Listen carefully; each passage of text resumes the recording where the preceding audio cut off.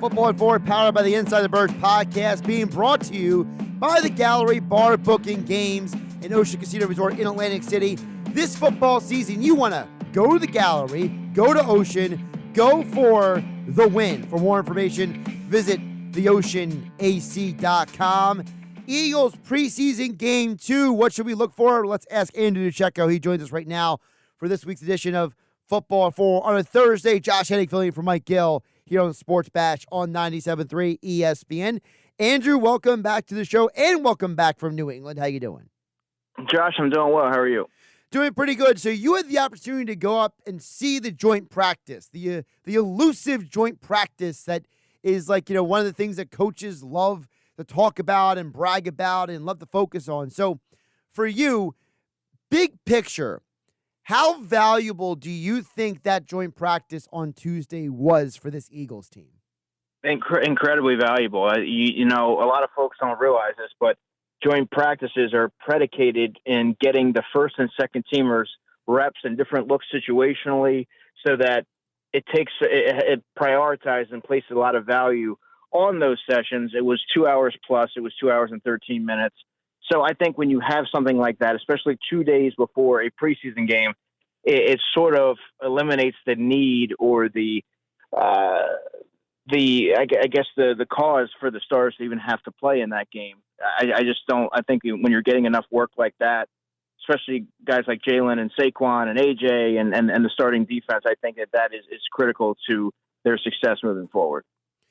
Now, I'm not dismissing the offense, Andrew, because I feel like you and I could have a whole show conversation about the offense. But I'm so glad that you were focusing on the defense in this joint practice, because to me, there's way more questions about the defense than the offense. And I want to start with this. Vic Fangio has been very clear that there is a difference between corner and nickel. Well, a guy who was drafted as a corner, Quinyon Mitchell, continues to get reps at nickel. What have you seen from Mitchell? Tough, physical, scrappy. He uses his length really well. You see it really show up, particularly on one-on-ones when he's able to get hands on receivers. But I think you're seeing someone who's playing with a lot more confidence. And to be clear, he is a confident player, but I mean confidence in a new position. He just seems to have seamlessly transitioned to that. Never played it prior to this summer, but you think you have to tip your hat to him. And Vic Fangio alluded to this, but the goal is to get your best combination into the secondary. And I think having him at nickel allows you to then put Isaiah Rodgers, he's a solid corner, but eventually you'll be able to get Cooper DeJean at nickel and have Quinyon on the outside opposite Slay. And that really, I think, is their depiction of what they want the secondary to look like. But I think right now they've really done well to make it work with all the pieces that they have. I know DeJean has not been on the field with full team workouts yet, but how long do you think DeJean would need to get up to speed to play the nickel for this team? Well, that's impossible for me to answer. I'm not Cooper. I don't know what his learning process was behind the scenes. I know that he got a lot of mental reps. He seemed to really take to the nickel and the outside corner role pretty well in the spring, and he was playing fast and getting his hands on a lot of footballs. But, things get ramped up now, and there's a lot more that's thrown at you. But you also have veterans that you're learning from as well. Behind the scenes, you're doing a lot of tablet work and things of that nature. So he very well could be well ahead of the curve, and those 3 weeks necessarily maybe didn't hurt his progress at all. But we won't really know that until we see it. I mean, he said the third preseason game is realistic for him to get back out there. We'll have to see. I imagine the team is going to continue to take a cautious approach to bringing him back and getting him up to speed, because when you have a key piece of their future like this, and you know how fickle hamstring injuries can be, Josh, I don't know that you want to rush him back when you have some pieces in place that can kind of navigate the ship moving forward in the interim. What's also interesting is that, because Mitchell is in the slot, you mentioned Isaiah Rodgers, and I thought you and Jeff brought up a great point on the latest edition of the Inside the Birds podcast. Like, subscribe, wherever you get your podcasts, is you guys talked about Isaiah Rodgers' size. And I think that's a part of the conversation we haven't had enough about, because it's not that you guys are saying that he can't play the position, but what you're saying is that, hey, listen, there are going to be matchups where he has to look across the field and see Christian Watson, Mike Evans, when you have to see those type of players, you're at a disadvantage no matter how talented or physically gifted you are. 100% right. So he's twitched up. He's athletic. He has the short area quickness. He's good at making plays on the football, but he's 5'10", 175. And what I can say definitively from seeing him for now 12 practices, I've been there for all of them. So I think that's really important for context and to see you have enough data there to really gauge and assess. There's some times where big-bodied receivers give him some trouble. A.J. Brown, that might not be the best example. He gives everybody trouble, and he's very physical at the catch point. But even someone like a Joseph Ngata has had some success working against him in one-on-ones.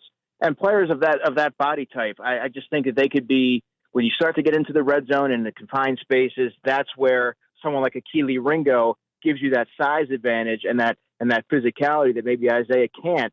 But right now, Isaiah is the more dynamic playmaker of the two, and he's had the better camp. Not that you're inside Vic Fangio's planning, Andrew DiCecco, but you're familiar with Fangio from over the years as a coach. Is Fangio the kind of coach who can maybe cover up a little bit Isaiah Rodgers, maybe protect him a little bit in certain matchups? I think so, but there's always so much you can do for a 5'10", 175-pound corner. When you have to step up and defend the run, when the run's going to the outside, you have to make a tackle. When you have to go up against a physical, big-bodied receiver on a fade route or down the sideline, when they can really attack the catch point and out-leap you and out-muscle you for the football, there's always so much you can do. You can help them over the top with some safety help. The Eagles aren't particularly deep at safety. They're a little bit banged up as well. I think you might see something of a rotation type with maybe Kelee Ringo based on matchups, because Keely's had some good moments, but I thought in New England, if you're looking at a based that maybe was a little bit on the downslide there, I thought that Kelee didn't have his best practice there. But the large sample size, based on the large sample size of practices, he's done pretty well, but Isaiah's been better, been more consistent. Kelee sometimes seems to be a tick slower to react. His instincts aren't necessarily where I would expect them to be, whereas Isaiah reads things really well. So that's why you're seeing Isaiah get the bulk of those snaps. But I think Kelee could play a factor because of his body type. Talking with Andrew DiCecco, InsideTheBirds.com for all of his Eagles coverage, at Andrew DiCecco on the TourX platform, joining us here on Thursday's edition of Football at 4. Andrew, another position that we're all interested in is linebacker. And at the start of training camp, it was Zach Bond and Devin White getting a lot of the reps. It was Bond and White. And then Dean would get mixed in there. Now it's starting to look like the Dean is maybe ascending up that depth chart, as well as Jeremiah Trotter Jr. So what are you seeing from those four linebackers? Well, I've always said that I thought that Dean was unfairly scrutinized because he hasn't played enough for someone to have opinions strong one way or the other. I've seen him improve throughout training camp. I've seen him make the jump from spring to summer. He wasn't even cleared until the last week of minicamp. But you're seeing someone who, yes, in the early stages of training camp, he struggled in pass coverage. He was slow in transition, especially running backs and tight ends had some success working against them. But he's very exceptional attacking downhill, very physical, very tenacious. And he showed signs, at least in New England, that he could play a little bit more effectively in space. So the fact that he got the start on day 12 and not Zach Bond, who had gotten all the previous 11 days, tells you that Nakobe has some traction. He has some momentum. He's done some good things in the games, and he's picking up things and executing it in the way that Vic wants him to do. Zach Bond's a player that I have some questions about. Didn't look like he got his depth particularly well in the preseason game. He looked like a player, frankly, Josh, that hadn't played the position very much in his career. So that's something that you can have a great camp, but then you have to be able to carry that over onto the field. And I thought that's where Nakobe really checked off the box. And I thought Zach Bond was lagging a bit. Trotter Jr., who you asked me about, is someone who has really impressed me and surprised me, to be honest with you, as a fifth-round pick. This is where his instincts and high-level football IQ have really stood apart. He is the Eagles' most instinctual linebacker, and it's not particularly close. He doesn't have the athleticism or the measurables, but he makes up for it with his otherworldly traits in terms of just instincts and high level IQ and being in the right place at the right time, plays with physicality. He's going to be a factor this season and on defense, I think, sooner than later. What's interesting is that, when you look through Vic Fangio's history, Andrew, he started a linebacker like Mike Peterson at a very young age. He started Navarro Bowman in San Francisco at a very young age. He has a history of giving young linebackers, if they're the style and the player that he wants, opportunities. And I'm not saying that Jeremiah Trotter Jr. is those guys, but if you're telling me he's that instinctual, then maybe he can fit what Vic Fangio wants more than some of the other guys. I think that's fair. Like I've seen more from him in game situations and really the last several practices than I have Zach Bond. I think Trotter Jr. keeps showing up. He keeps making plays, whether it's attacking downhill, whether it's making a play on the football, which he did in New England. He had an interception off a Jacoby Brissett pass over the middle. So he's showing that he can acquit himself well in coverage. I don't know that you want to throw too much at him. I don't know if that's fair to do in the early stages of the season. But I have to tell you, I think sooner than later he's going to be a starter because of what he brings to the table in terms of just being reliable and someone that I think Vic Fangio is going to have a lot of trust in to carry out his assignments and do what he's asked. Andrew DiCecco joining us a couple more before we let him go. Flipping over to the offense, Andrew, we know that we're probably not going to see any starters tonight. So who among the non-starters is Andrew DiCecco zeroing in on for tonight's game? I'll give you 2 and 2. On offense, it's going to be right tackle Darian Kennard. He played 83 snaps, all 83 snaps last week in Baltimore. He's someone who Lane Johnson went out of his way to offer glowing praise. He can offer right guard or guard versatility, period, which I think gives him a leg up over someone like a Fred Johnson, who is his direct competition. And then I'm looking at tight end E.J. Jenkins, who had a 30-yard touchdown from Kenny Pickett. By the way, he worked with Kenny Pickett back in March in the offseason when they were both training in Florida, and it really shows with their chemistry on the field. So that's something to keep an eye on tonight. He's going to have a lot more snaps with Grant Calcaterra sideline and Alberto Cuebanam sideline. And then defensively, I'm looking at linebacker Nakobe Dean for all the reasons we outlined. He has a really good chance to seize a starting role to at least continue his momentum and that trajectory upwards. And finally, safety Tristan McCullum, who is someone who quietly had a really, really good game last week. Very physical, rangy, long. He's 6'3". He's played in a few games last year. He's on the first-team kickoff unit, so he's somebody that the Eagles really like. I don't know if there's going to be ultimately room for him when they're paring down the roster, but I think that he needs to be someone that a lot of folks key in on because he's going to play a lot of snaps, and I think he's got a better than average shot at making the roster.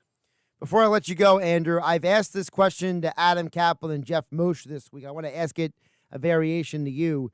We know that the Eagles have no defined specific person right now at the number 3 wide receiver and the number 2 tight end. How much do you think that is going to factor into the initial and final 53-man roster decisions? Grant Calcaterra is the number 2 tight end. Kellen Moore said as much when I asked him back in late July. He said Grant's the 2, and he's done nothing to lose that. But I think that could also aid in trying to find a role for that third receiver role. I don't know that it needs to be in the traditional sense. It could be someone like a Grant Calcaterra at times.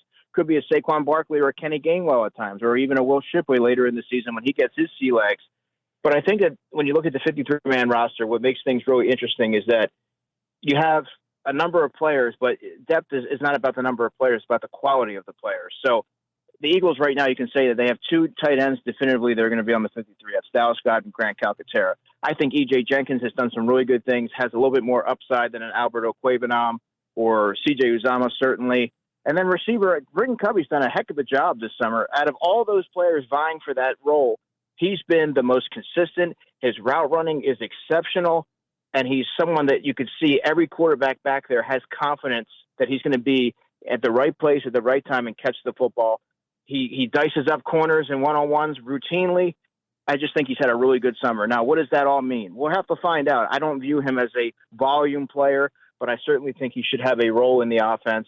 I still, Josh, don't believe that the third wide receiver is on this roster at the moment.